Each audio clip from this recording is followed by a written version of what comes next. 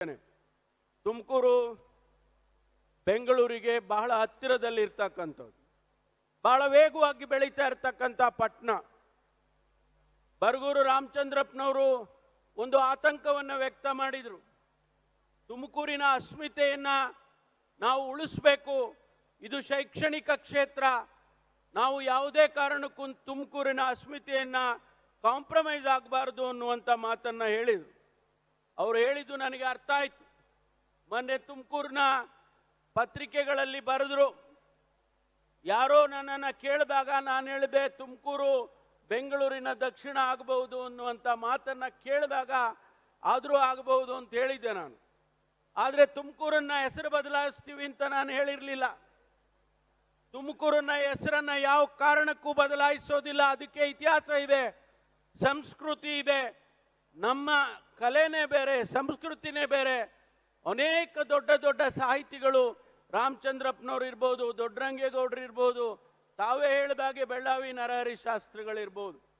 ಅದಕ್ಕಾಗಿ ಒಂದು ಆ ತುಮಕೂರು ಅನ್ನತಕ್ಕಂಥ ಏನು ನಮಗೆ ಹೆಸರಿದೆ ಅದನ್ನು ಯಾವುದೇ ಕಾರಣಕ್ಕೂ ಎಷ್ಟೇ ಬದಲಾವಣೆ ಅಭಿವೃದ್ಧಿ ಆದರೂ ಕೂಡ ಬದಲಾಯಿಸೋಲ್ಲ ಅನ್ನುವಂಥ ಮಾತನ್ನು ಈ ಸಂದರ್ಭದಲ್ಲಿ ನಾನು ಬರಗೂರು ರಾಮಚಂದ್ರಪ್ಪನವ್ರಿಗೆ ಹೇಳೋದಕ್ಕೆ ಬಯಸ್ತೇನೆ. ಆದರೆ ಒಂದಂತೂ ಸತ್ಯ, ತುಮಕೂರು ಬಹಳ ವೇಗವಾಗಿ ಬೆಳೀತಾ ಇದೆ.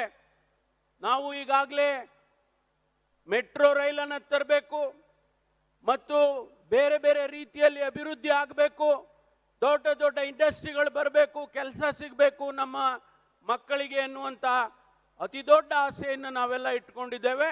ಅದಕ್ಕಾಗಿ ನಾವೆಲ್ಲರೂ ಕೂಡ ಕೆಲಸವನ್ನು ಮಾಡ್ತೇವೆ ಅನ್ನುವಂಥ ಮಾತನ್ನು ಕೂಡ ಈ ಸಂದರ್ಭದಲ್ಲಿ ಹೇಳೋದಕ್ಕೆ ಬಯಸ್ತೇನೆ.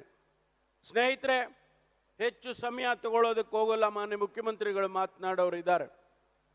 ಆದರೆ ಒಂದಂತೂ ಇವತ್ತು ಹೇಳಲೇಬೇಕು, 2023ರಲ್ಲಿ ಜನರ ಭರವಸೆಯ ಮೇಲೆ, ಆಶೀರ್ವಾದದ ಮೇಲೆ ಏನು ಕರ್ನಾಟಕದಲ್ಲಿ 136 ಸ್ಥಾನಗಳನ್ನು ಗೆದ್ದು ಕಾಂಗ್ರೆಸ್ ಪಕ್ಷ ಸರ್ಕಾರವನ್ನು ಮಾಡಿದೆ, ಆ ಭರವಸೆಯನ್ನ ಮಾನ್ಯ ಮುಖ್ಯಮಂತ್ರಿಗಳು ಈಡೇರಿಸ್ತಾ ಇದ್ದಾರೆ.